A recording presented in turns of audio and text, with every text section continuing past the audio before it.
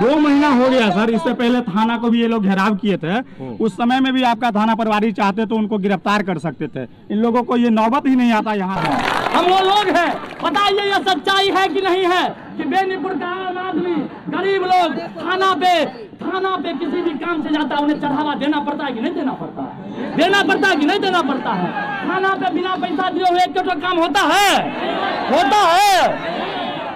आपके नेता कहाँ हैं जिनको आपने नेता बनाया, जिनको आपने वोट दिया?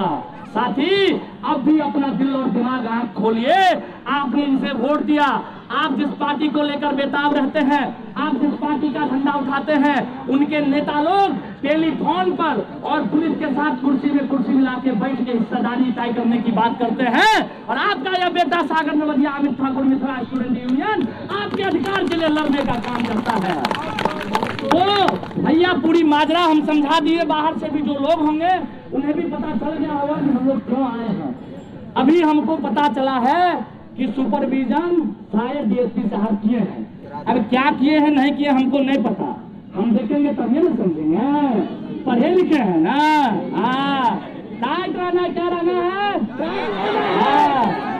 दूसरी बात भैया, आप डाल तो हम पास, आप डाल तो हम।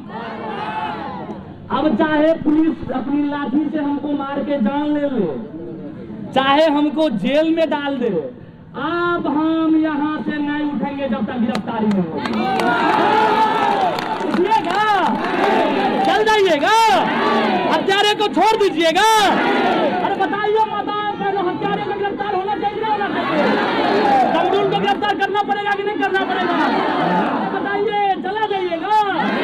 काम छोड़िएगा कि नहीं छोड़िएगा? पढ़ाई छोड़िएगा कि नहीं छोड़िएगा? दुकान बंद कीजिएगा कि नहीं कीजिएगा?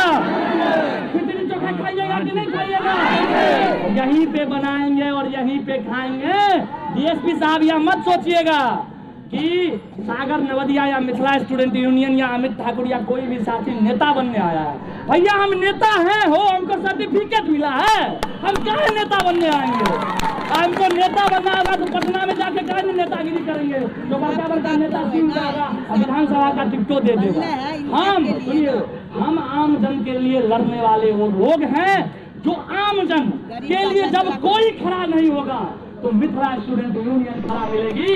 इन्हीं बातों के साथ हमने प्रशासन तक हमारा जो उद्देश्य था वह उद्देश्य पहुंचा दिया है। हम बात आपसे कर रहे हैं, खिचड़ी खाइएगा ना बैठ गया, हाँ, ठंड से नहीं न डरिएगा, इधर जाइएगा। आपके साथ बदरबन्ना से पैदल आए हैं ना, आए हैं कि नहीं आए हैं? डटे रहना है और तब तक डटे रहना है जब तक एकमात्र मुख्य साजिशकर्ता और आरोपी हत्यारा कमरूल हसन को पुलिस सलाखों के पीछे नहीं डालती है, बैठेंगे। दूसरी बात, डीएसपी साहब सुन लीजिए, आपको अगर यह लगता हो कि हम लोग यहीं बैठे, यहीं नहीं बैठेंगे। 2 दिन के बाद नहीं सुनिएगा, एसएसपी कार्यालय के ठीक सामने हमारे संगठन के लोग धरना और प्रदर्शन करेंगे उसके, और वहां पे भी अनशन पे बैठेंगे। अगर फिर भी नहीं सुनिएगा तो फिर पटना में डीजीपी के पास हमारा संगठन जाएगा। मेरा संगठन है, हम वो चुटपुटा नेता नहीं है। बात यही था। अब हम प्रशासन से आग्रह करेंगे कि आइए और वार्ता के लिए जो भी उचित प्रयास है हम आते हैं, आप क्यों कष्ट कीजिएगा। पुलिस की तरफ से एक्शन हुआ है, आगे भी होगा। प्रक्रिया में थोड़ा समय लगता है और वो पुलिस के हाथ में नहीं है, उसमें कोर्ट का भी इन्वॉल्वमेंट होता है।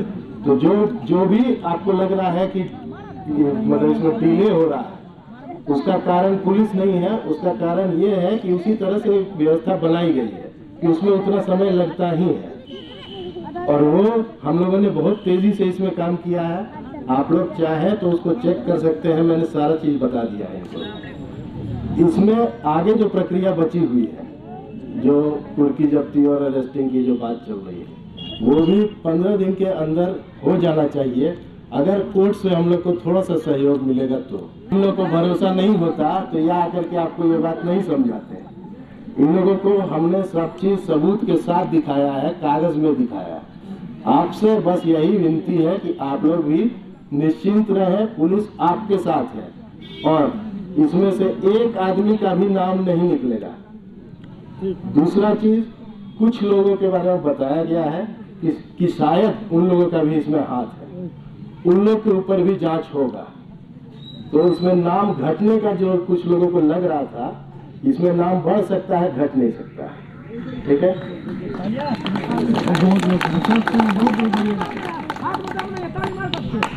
और कुर्की वाला जो है वो इसी महीना में होगा, इसके लिए आप लोग एकदम निश्चिंत रहिए।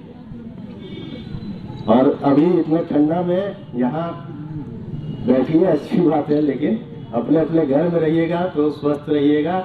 और किसी को इसके बाद भी लगता है तो आपके जो प्रतिनिधि है वो हमसे डायरेक्ट फोन पे बात करेंगे, जो भी कंप्लेन होगा वो हम लोग डायरेक्ट सुनेंगे और उसी वक्त समाधान करने का कोशिश करेंगे।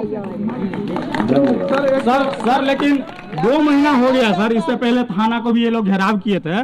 उस समय में भी आपका थाना प्रभारी चाहते तो उनको गिरफ्तार कर सकते थे। इन लोगों को ये नौबत ही नहीं आता यहाँ तक आने के लिए। गिरफ्तारी जो सामने मिला है, जब भी मिला है तो हम लोग किए हैं। पकड़ने के लिए हम लोग बॉम्बे भी गए हैं, बॉम्बे से भी पकड़ा के आया है अपराधी। तो हम लोग अपने स्तर से लगे हुए हैं। टेक्निकल जो भी नॉलेज मिल रहा है हम लोग को, मैनुअल जो हो रहा है वो भी, जहाँ से भी हम लोगों को एविडेंस कुछ भी मिल रहा है, कोई भी इंफॉर्मेशन मिल रहा है, उस पर हम काम कर रहे हैं। और इनके जो अपने रिश्तेदार हैं, ये लोग आज तक जब भी बताए कि यहाँ पर हो सकता है, उसी दिन पुलिस वहाँ पहुँची और एक्शन हुआ है। ठीक है, बाकी आगे भी ऐसे ही रहेगा। तो फिर गिरफ्तार क्यों नहीं हो सका अभी तक सर? क्योंकि देखिए, कोई भी चाहेगा छुप कर तो कुछ दिन तो छुप कर रहेगा ही। जी ठीक है जी, पकड़ाएगा ये तो 100% है। ठीक। और दूसरा जो शक है कि नाम निकलेगा, नाम किसी का नहीं निकलेगा जी, ये भी गारंटी है जी। तीसरा जो चीज़ है जो व्यवस्था में होता है कि इसमें एक दूसरी प्रक्रिया होती है। अगर गिरफ्तार कोई नहीं हो रहा है तो कुर्की जब्ती जी, उसमें इश्तिहार चिपका दिया गया है जी। उसका जो समय सीमा होता है वो जैसे ही पूर्ण होगा हम लोग कोर्ट से ले लेंगे जी, कोर्ट से लेंगे और हम लोग सेम डे कुर्की कर देंगे। इसके लिए आप लोग आश्वस्त रहिए। तो सर एक सेकंड सर, आश्वासन तो सब दिन मिलता है, थाना पे भी उस दिन मिला था कि 72 घंटा में जो है सो हम मुख्य आरोपी को गिरफ्तार करेंगे। आज 45वां दिन है, आज आप भी आश्वासन दे रहे हैं कि इसी महीना में हम कुर्की की जब्ती करेंगे। तो क्या सर जनता कैसे विश्वास करेगी पुलिस प्रशासन पे सर? जनता इसलिए विश्वास करेगी क्योंकि जो प्रोसीजर होता है वो ये होता है कि अगर कोई गिरफ्तार नहीं हो रहा है तो कोर्ट को बताना होता है कि इसके लिए वारंट दीजिए। वारंट के बाद फिर होता है इश्तिहार और उसके बाद होता है कुर्की। तो इसमें से जो पहला 2 स्टेप है वो हम लोग कर चुके हैं, इसलिए जनता को हम पे भरोसा होना चाहिए कि कुर्की भी हो जाएगा। सब तब फिर उस दिन 72 घंटे का समय क्यों दिया गया था कि मुख्य आरोपी को गिरफ्तार किया जाएगा? कोशिश तो हम लोग अभी भी करेंगे, कोशिश तो हम लोग अभी भी करेंगे। जो मुख्य आरोपी है वो अगर कहीं भागा हुआ है, छुपा हुआ है, मान लिए, कब तक छुपेगा? हम लोग अपने तरफ से कोशिश कर रहे हैं। जितना भी हम लोग को जो भी इंफॉर्मेशन मिलता है ये खुद इनके घर वाले बोल देंगे। जब भी इन्होंने इंफॉर्मेशन दिया है पुलिस वहाँ पहुँची और कार्रवाई हुआ है। सर एक अंतिम तिथि बताइए कि इतना तारीख तक जो है सो इस केस का निराकरण हो सकता है? कुर्की इनका अगर कोर्ट ने साथ दिया तो 15 तारीख से के आसपास में हो जाएगा। ठीक है सर, जनता ऐसी विश्वास। धन्यवाद।